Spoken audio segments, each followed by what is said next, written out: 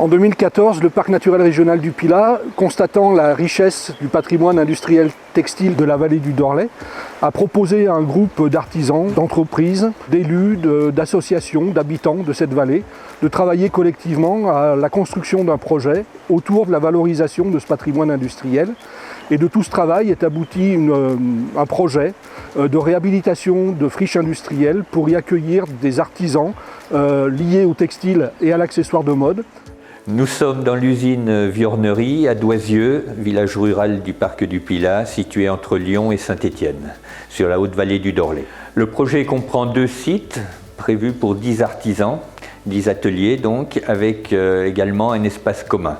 Alors la commune de Doisieux s'est tout de suite engagée dans le projet parce qu'on a senti une opportunité pour redynamiser le village d'une part et la vallée du Dorlay d'autre part, puisque tout ce qui est textile, artisanat textile est une tradition sur la vallée du Dorlay depuis déjà la révolution industrielle. Je suis Sarah Reville, tresseuse sur métier bois.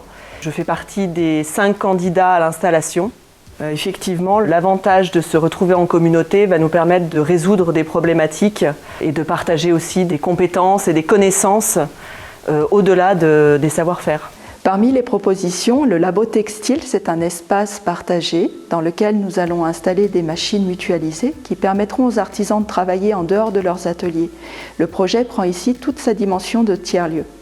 Dans ce labo textile, nous trouverons des machines traditionnelles mais aussi des machines plus modernes, comme une brodeuse numérique ou un métier jacquard numérique. Le labo textile sera ouvert aux artisans installés, aux autres professionnels de la région et aux amateurs dans le cadre de stages. Cela permet d'ouvrir le champ des possibles, valorisant la créativité des artisans et leur permettant de produire en petite série. Nous proposerons des formations à des savoir-faire spécifiques, à des professionnels des métiers d'art, aussi à des amateurs qui pourront, par exemple, lors d'une reconversion, accéder à certains savoir-faire, ou encore à des publics divers qui est en quête de do it yourself, c'est-à-dire apprendre à faire soi-même.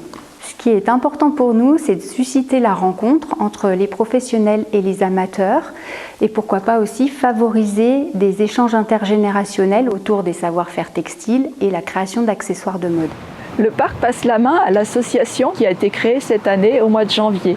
Cette association regroupe les élus, les habitants, les professionnels de métiers d'art.